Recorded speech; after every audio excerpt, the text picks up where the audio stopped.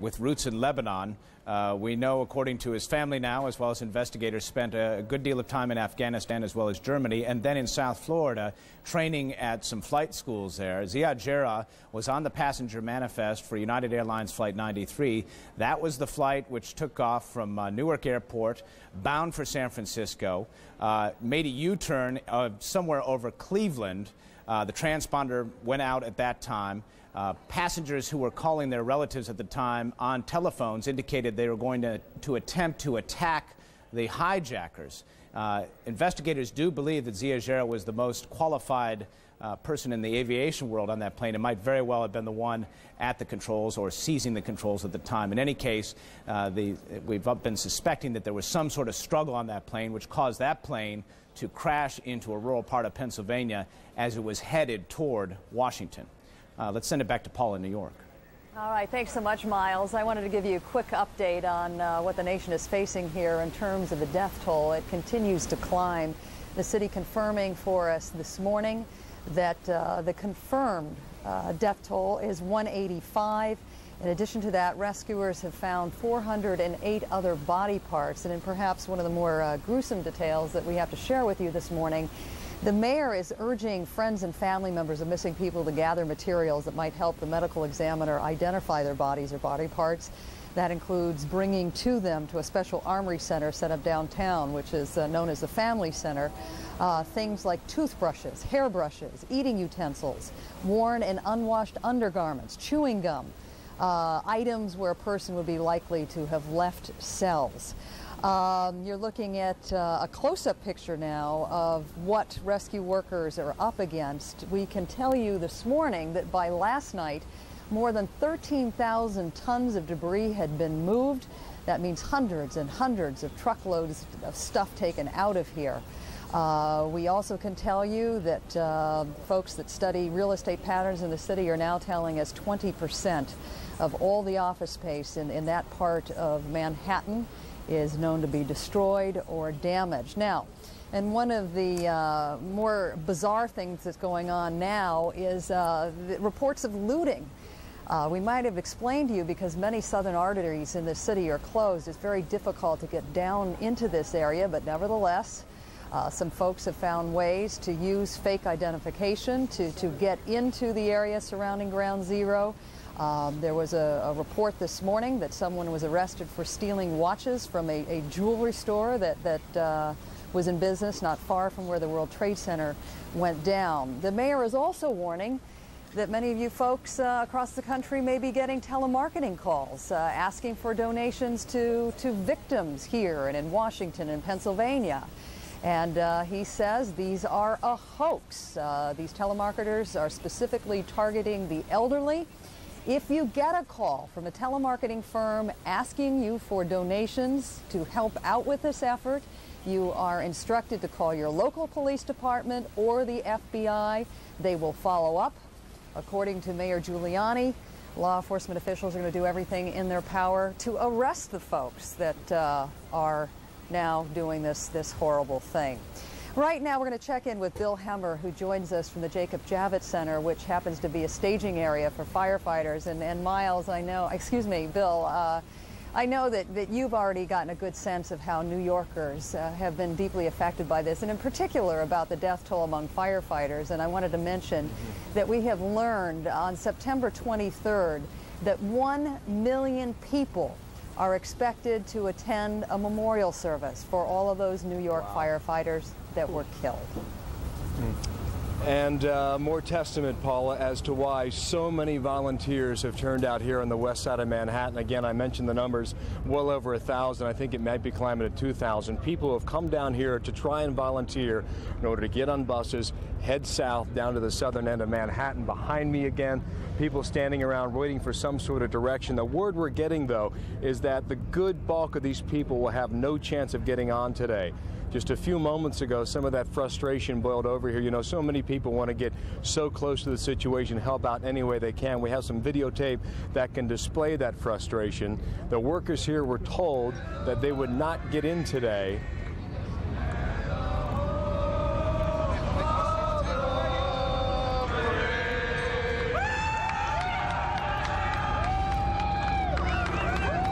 Paula, what is happening there, Paula, is that those are volunteers who wanted to show people here, especially the state troopers who were escorting and making sure things stay in line out here, to let them know that they want to get a chance to go down, but indeed that will not be the case. Why? That's a good question. Let's bring in Craig. You're from Philly, is that right? Yeah. You came up from Arkansas, yeah, working a job before that. What did you hear over here as to why you will not be able to get in today? Well, I've been down here for about 3 days, and every morning they tell us to come back at like 5 o'clock in the morning. We come here, we wait around 3 hours, and then we get, and they tell us that there's a couple of specific companies that are down there. They're working contract jobs now.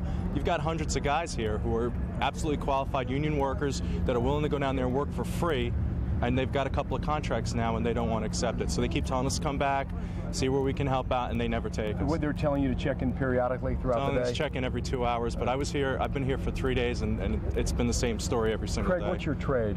I work in an office, but I'm an American. I just wanted to come down here and help.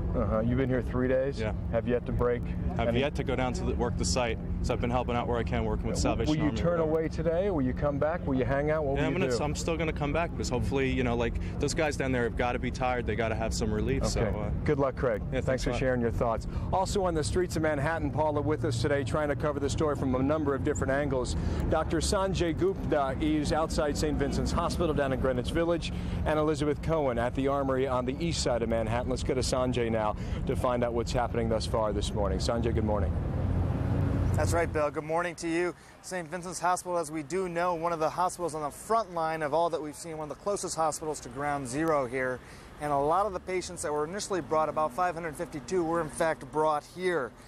But many of the calls, as we also know, didn't come to the doctors that have stood by for 4 days now. And that has been extremely frustrating for them. I have certainly heard the word unbelievable several times used by journalists, which I know is a word that isn't used by journalists very often. Impossible is a word that I've heard used by my buddies here who are physicians here in New York.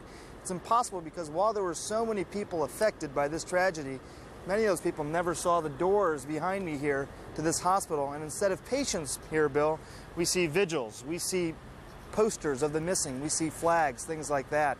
Let's put in a little bit of perspective. There are still 4,717 or so missing. 185 bodies have been found. Only 59 of those have been identified. This hospital behind me, St. Vincent's, they treated about 552 patients, but 4 days later today, Bill, only 35 of those patients still remain in the hospital. Bill? All right, Dr. Sanjay Gupta with us here in Manhattan. Thank you. We'll check back in shortly. Again, we are on Manhattan's west side. Want to head back to the east side of Manhattan and check in with Elizabeth Cohen outside the Armory there. Elizabeth, good morning to you. Good morning, Bill. I'm here in the corner of 26th and Lexington. The Armory is behind me. This is where families come and give information and get information. They give information about their loved ones so that when they can be found, hopefully, or if their remains are found, they can be identified. You can see behind me that there are posters on the wall. These posters are all over New York City with the faces, the information, identifying characteristics of the people who are missing. Now, just a little while ago, Rosemary O'Keefe, who's the Commissioner for Community Assistance in the Mayor's office, came out and said that as of last night, 3,178 people have been through the doors of the Armory to register their missing loved ones. And that sounds like a lot, but she says it's not enough. She knows there are many more. And she urged people to come out and register their missing loved ones because they need to let the authorities know that they're missing so that when remains are found, they're able to match them up with the person. Also, beginning today, immediate relatives can come here for DNA testing. What happens is that a swab is taken from the inside of the cheek, and then again, when bodies are found, they will then be able to hopefully do some cross-matching with the DNA of a close relative. Again, families are still coming here today. The lines are nothing like they were yesterday or the day before, but families are still coming. The information that they get is that there are two lists. There's one list of people who are in the hospital. There is another list of people who have been found deceased. Most people who I have talked to, their relatives haven't been on either list, and so they still remain hopeful. Let's talk now with Captain Joe LaSalle, who's with the Salvation Army. Come on up here, and let's talk a bit about that kind of hope. Tell me about the hope that you were hearing from these families. Well, all of the families that I've seen, as long as there was no side. I mean, they were still saddened if they had not heard about their loved ones, but at the same time, they were still hopeful, which I think is a good thing because, I mean, although it's been 4 days since this tragedy, there still is hope, and I personally, I believe that it's better for them to have hope than to just give up and say, oh, well, you know, I might as well forget it and go home and plan a funeral, you know. Do they ever ask you what you think the chances are that people will still be found alive? So far, none of the families of the victims have asked me that. I just see a lot of hope and a lot of positive things so far since I've been here at the Armory. When I've heard that same hope too, I've heard almost no one be at all sad or at all skeptical about the chances of their loved one being found. Do you try to give them any kind of a suggestion of reality of what the chances are, or do you just let them have their hope? No, I believe in I believe in just letting them have their hope. And some people are amazing. I mean, there have been other instances where people have survived 5, 6, 7 days under rubble and have still come up. You know, although the large amount of people that we're talking about here, this may not be reality. Thank you, Captain Joe LaSalle with the Salvation Army. Bill, back to you. So many sad and tragic stories, Elizabeth. Thank you. Elizabeth Cohen at the Armory again with us on the east side of Manhattan. Paula, that's the scene from down here. Again, we talked about the volunteers. We'll talk with more of them coming up here shortly. Also, the Salvation Army is here as well, and they are saying the early word is that donations have just poured in at this point. They're almost telling people to stop for the moment because they cannot handle the great number they have. We'll follow up more at that shortly here. Back to you, Paula. I guess, Bill, what I've been struck by as you've interviewed people is the fact that these folks are so undaunted. That one man you interviewed who has come back for the third day and still hasn't been able to do anything, but they keep on coming back. Yeah, we talked to 2 women who came here 2 days ago. They were turned away yesterday, came back at 1 o'clock this morning. They were in line when we showed up about 6 a.m., still trying again to get back into the location further south from here. But more than anything, you know it better than I do, Paula, because you live here, but it's a testament to the spirit and the pride of this city, and indeed we're seeing it once again today. I have never, Bill, in all the years I've lived here, seen anything like it. From, and I know you've heard reports of this, of local restaurant owners bringing food down to the perimeter area, people bringing clothing, people donating blood, doing whatever they can to pitch in. It is quite a remarkable display of strength.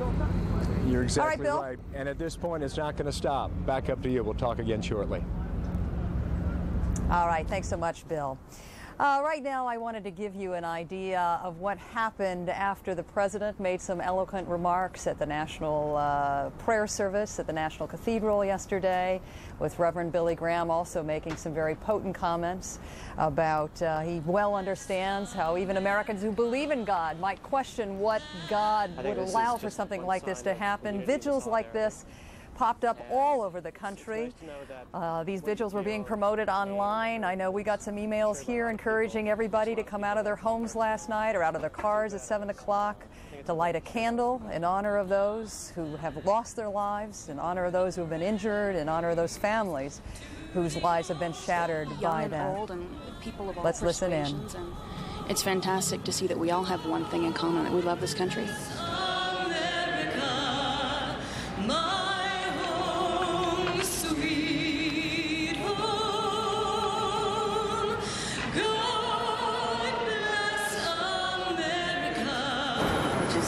Really horrible, this whole situation. I think it was a big shock to everyone, and I think everyone was stunned at first, and I think we're all doing the best we can.